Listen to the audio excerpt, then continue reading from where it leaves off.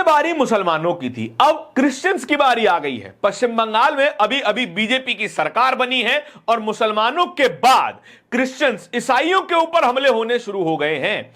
अलग अलग चर्चेस, अलग अलग गिरजाघरों में हमले किए जा रहे हैं, क्रॉस के निशान तोड़े जा रहे हैं और बहुत बड़े स्तर पर लग रहा है कि एक ऑर्गेनाइज्ड सिस्टम काम कर रहा है क्रिश्चियंस को अटैक करने का और क्रिश्चियंस को बदनाम करने का, कि ये जबरदस्ती धर्म परिवर्तन कर रहे हैं। द क्विंट की एक रिपोर्ट सामने आई है, उसमें वे बता रहे हैं कि पूरे पश्चिम बंगाल से ऐसी खबरें निकल करके आ रही हैं कि जो एक पैटर्न दिखाती है। पहले प्रेयर को डिसरप्ट किया जाता है, कुछ दिनों बाद फोर्स कन्वर्जन के आरोप लगाए जाते हैं और फिर जाकर के कुछ दिनों बाद चर्च में तोड़फोड़ की जाती है, चर्च को तोड़ दिया जाता है। ऐसी खबरें निकल करके सामने आ रही हैं।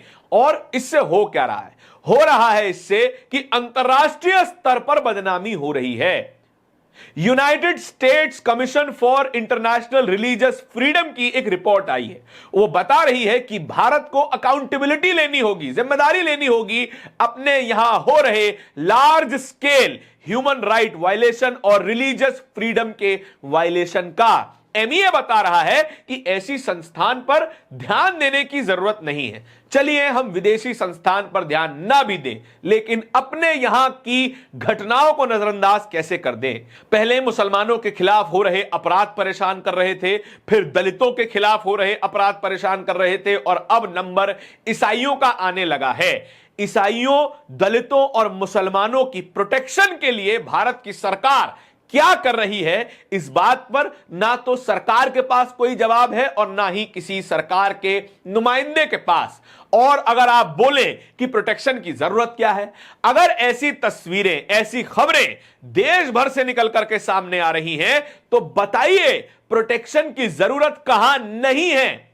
पश्चिम बंगाल में अभी अभी भारतीय जनता पार्टी, शुभेंदु अधिकारी की सरकार बनी है और तुरंत ही अगर इसी तरीके की खबरें आ रही हैं, तो क्या रूलिंग पार्टी का इसमें कोई योगदान नहीं? क्या इतने हल्के में रूलिंग पार्टी बीजेपी को खुला छोड़ा जा सकता है? कहा जा सकता है कि आप इसमें निर्दोष हैं, आप दोषी नहीं हैं। लेकिन जब वही नारे जो बीजेपी की रैलियों में सुनाई देते हैं और वही नारे क्रिश्चियन के गिरजाघरों पर हमले करते हुए सुनाई देते हैं, तब कनेक्शन साफ तौर पर समझ में आता है कि ये भीड़, ये हमलावर कहां से पोषित किए जा रहे हैं। ये इल्जाम है और इसे गलत साबित भी किया जा सकता है। प्रदेश की सरकार ऐसी घटनाओं पर सख्त एक्शन लेकर के इन सभी घटनाओं को गलत साबित कर सकती है, इन इल्जामों को खत्म किया जा सकता है और अंतर्राष्ट्रीय स्तर पर हो रही बेइज्जती से बचा जा सकता है। हमारा विदेश मंत्रालय ऐसी खबरों से परेशान है। विदेश मंत्रालय के प्रवक्ता खुल करके कह रहे हैं कि United nation commission for international religious freedom के बयान को सीरियसली नहीं लेना चाहिए और ऐसी संस्थानें चाहे जो कहें, इससे कोई फर्क नहीं पड़ता। लेकिन फर्क पड़ता है जब भी आपको खुद को डिफेंड करने के लिए इस तरीके के बयान देने पड़ते हैं, तो फर्क तो साफ तौर पर पड़ता ही है। ऐसे लोग जो मस्जिदों पर, ऐसे लोग जो दलितों पर, ऐसे लोग जो बाकी रिलीजियस माइनॉरिटीज पर हमला करते हैं, वो हमारे विदेश मंत्रालय का काम बढ़ा देते हैं और मजबूरन विदेश मंत्रालय के प्रवक्ता को सामने आना पड़ता है, विदेश के किसी रिपोर्ट को खारिज करना पड़ता है। होना तो यह चाहिए कि भारत जैसे बेहतरीन देश के बारे में किसी भी देश की किसी भी संस्था को इस तरीके की रिपोर्ट निकालने की जरूरत नहीं ना पड़े। भारत को नजीर बनना चाहिए कि देखिए, भारत में इतने सारे समुदाय, इतने सारी जातियां, इतने सारे धर्म एक साथ रहते हुए भी पीसफुल रह सकते हैं और 90% हिस्सा पीसफुल भी है। 10% हिस्सा जिसे कंट्रोल करने की जरूरत है, सरकार के एफर्ट्स की जरूरत है, लेकिन वही 10% हिस्सा दुनिया भर में बदनामी करवाता रहता है। हरीश भट्ट ने द क्विंट की यही रिपोर्ट साझा करते हुए क्या लिखा है? Anti Christian incident on the rise in West Bengal. The prayer evening, that evening was hardly a kind of gathering that would suggest an attempt at religious mobilization. It was being held inside a Christian family's home to remember a deceased person. Across Bengal, Hindutva groups are increasingly sharing videos of confronting and harassing Christians. Hindutva group ऐसी videos खुल करके साझा कर रहे हैं जहां पर वे Christians को, ईसाइयों को कन्फ्रंट कर रहे हैं और उन्हें हरास कर रहे हैं।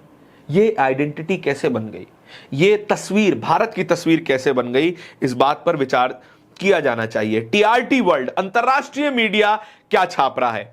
Member of the far right Hindu nationalist group Hindu Sanghati stormed a Christian prayer meeting at church in West Bengal. The BJP allied group vandalized the property, assaulted worshippers, alleging that they are involving in religious conversion to Christianity. इल्जाम क्या है? इल्जाम यह लगाया जाता है कि यह जबरदस्ती, फोर्सफुली धर्म परिवर्तन करवा रहे हैं, हिंदुओं को ईसाइयों में कन्वर्ट कर रहे हैं। सिंपल सा एग्जाम है और इसका कोई प्रूफ नहीं दे सकता, कोई सबूत नहीं दे सकता, लेकिन तब भी बिना सबूत के ही इन प्रॉपर्टीज को, इन गिरिजाघरों पर हमला कर दिया जाता है, तोड़फोड़ की जाती है, महिलाओं के साथ, बच्चों के साथ बदसलूकियां की जाती हैं। एंटी क्रिश्चियन ट्रैकर नाम का एक ट्विटर अकाउंट है, उसने भी वेस्ट बंगाल की एक घटना साझा की है जो कि 23 अगस्त साल 2026 की है। A peaceful worship meeting was turned into a chaos by Hindu extremist group. Women and children were terrorised, property vandalised and believers assault, creating stampede like panic.